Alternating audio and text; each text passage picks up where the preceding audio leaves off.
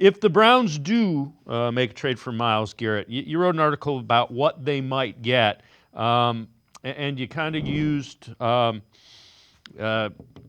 Mack from the Raiders. So the Bears sent a first-round pick in 2019 and 2020, a third-round pick in 20, a sixth-round pick in 2019, to the Raiders for Khalil Mack and a second-round pick and conditional fifth-round pick, both in 2020. So you're talking about a couple of first rounds, a third, and then a late-round pick.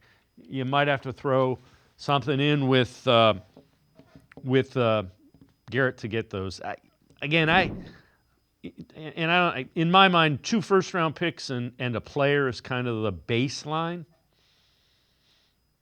Yeah, I feel like if you're not offering 2 firsts or a first and then a player close to that caliber, if I'm Andrew Berry, I'm not picking up the phone because if I'm looking at Khalil Mack, that's certainly at least the baseline of what you should be getting for Myles Garrett, who I think is better now at this stage than Khalil Mack was when he got traded to the Bears, all those years ago. I just think with the impact Myles Garrett has had, I mean, you're talking a generational pass rusher. The fact that he's a Defensive Player of the Year finalist this season on a 3-14 football team tells you just how good he is. He's still got a couple years left of his prime.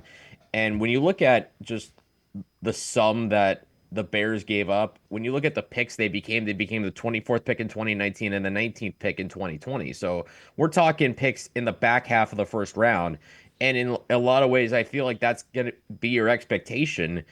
That's got to be your expectation of the Browns is that these first round picks, they're going to come after pick 18, which are playoff teams, in which case, at some point, say 25, 26, it's basically a glorified second round pick. So it's got to be a lot of assets coming back and probably even more than what the Bears got for Khalil Mack. I would I mean, agree. what the Bears gave for Khalil Mack, sorry. Yeah, I would agree wholeheartedly. All